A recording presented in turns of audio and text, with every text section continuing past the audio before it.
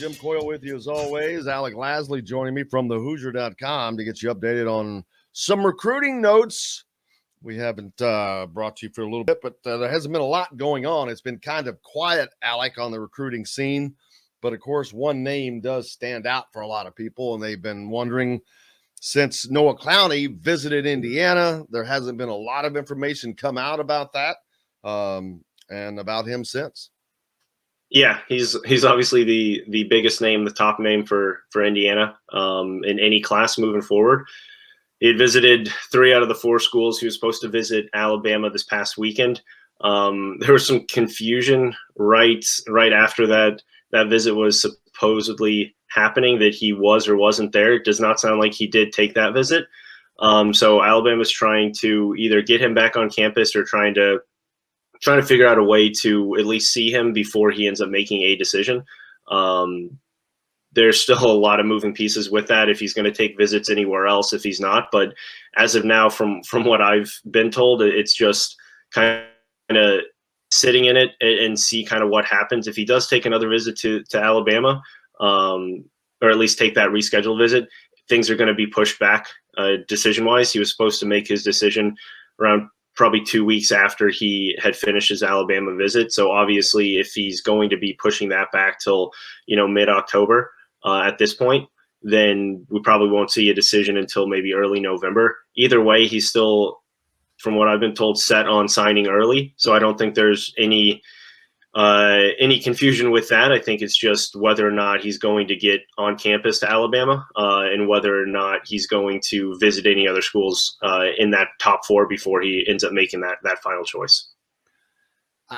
Alabama seemed to be a school that kind of was at the top. Maybe not saying that they were at the top alone, but they were definitely considered to be high on his list. But it doesn't sound that way even if you're sick, if you miss a visit, it would seem like you would make it known that, yeah, we're going to reschedule this. And without that effort being made, it sounds like, if I go there, go there. If I don't, I don't, as far as a visit. That sounds... Yeah, I think Alabama was a dark horse in this recruitment with those top 4 schools. I don't necessarily know if they, even going into this visit or at any point in his recruitment, had a leg up on both Indiana and Virginia Tech. I think those two have been the 2 teams to beat for the longest time and are continuing to kind of keep that kind of main point of contact in that recruitment. So I think those are the 2 schools that have always been out in front out of anyone. Those were the 2 visits that he felt kind of most comfortable on. And I think those are going to be the 2 that he's going to end up making a decision from. So I think he looks at that and the fact that Alabama is continuing to push for other big men, not just, guards. Obviously they got a couple big time commits over the past couple of weeks, but the biggest thing is they're continuing to push for other big men, other forwards, other perimeter players that you could kind of see would be interchangeable with Noah Clowney. Obviously, Indiana's not doing that. It's either Noah Clowney or the transfer portal at this point to end the 2022 class. And so I think you can see the priority and not so much just the want, but the need that both Indiana and Virginia Tech have for Noah Clowney, as opposed to an Alabama that still kind of has, 2, 3, 4 different options at that position and in that recruiting class. And I would think with Mike Woodson and Noah Clowney would look at Mike Woodson as a guy that someone who knows the path of what he is seeking, the exact path that he is seeking. Yeah, absolutely. And that's the biggest thing. Not only was it system and scheme that Mike Woodson ended up showing him when he was on campus at Indiana, but it was, hey, you've been to the NBA, you've played at Indiana, you kind of know how to get there, you know the right path, and you know how to push the right players. And I think the bigger thing was really seeing how Race Thompson and Trace Jackson Davis have already developed since the end of last season.